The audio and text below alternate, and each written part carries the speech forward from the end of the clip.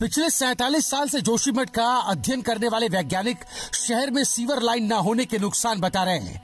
अब तक जितनी भी रिपोर्ट आई सभी में इस पर जोर दिया गया, लेकिन सरकारों ने इस तरफ बिल्कुल ध्यान नहीं दिया। 2 साल पहले पेयजल निगम ने जो 100 करोड़ रुपए से ऊपर का प्रस्ताव बनाया था वो फाइलों में ही कैद होकर रह गया। जोशीमठ के लिए पेयजल निगम ने 2 साल पहले सीवर लाइनें बिछाने के लिए करीब 100 करोड़ का प्रस्ताव बनाया था। प्रस्ताव नमामि गंगे को भेजा गया था।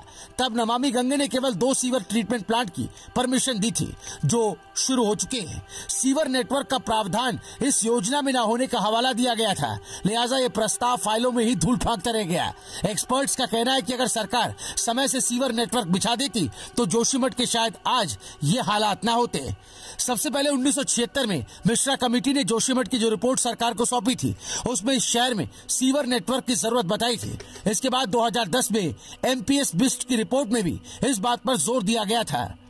पिछले साल जुलाई में गढ़वाल विश्वविद्यालय के 5 प्रोफेसर्स ने अपनी रिपोर्ट में सीवर नेटवर्क पर जोर दिया। नवंबर 2020 में आई डॉक्टर पीयूष रौतेला की रिपोर्ट में भी सीवर नेटवर्क को जरूरी करार दिया गया।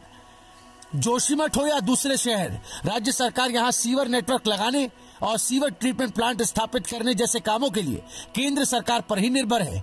पेयजल डिपार्टमेंट सीवर लाइन बिछाने का काम करता है जिसका साल भर का बजट ही करीब 200 करोड़ होता है। ऐसे में 100 या 200 करोड़ की सीवर लाइन बिछाना कैसे संभव होगा?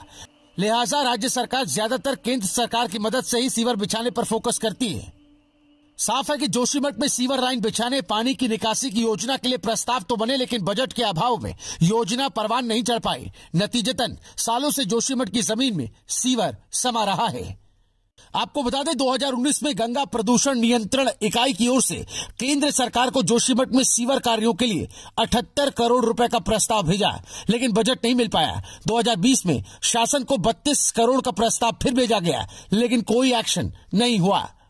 जोशीमठ में आज तक जल निकासी की ओर किसी ने ध्यान नहीं दिया। नगर पालिका जोशीमठ ने वार्ड्स में पैदल रास्तों के किनारे नालियां जरूर बनवाई, लेकिन पानी का समाधान नहीं किया गया।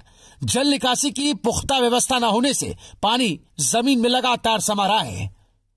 वहीं जानकारी मिली कि भूत हसाव के बीच पेयजल निगम ने शनिवार को जोशीमठ सीवर परियोजना का 202 करोड़ रुपए का प्रस्ताव सरकार को भेज दिया है। ये प्रस्ताव राज्य सरकार के माध्यम से अब केंद्र सरकार को भेजा जाएगा। हाल ही में सरकार ने पेयजल निगम को जोशीमठ में सीवर लाइनें बिछाने का प्रस्ताव बनाने को कहा था। Bureau report, रायशुमारी।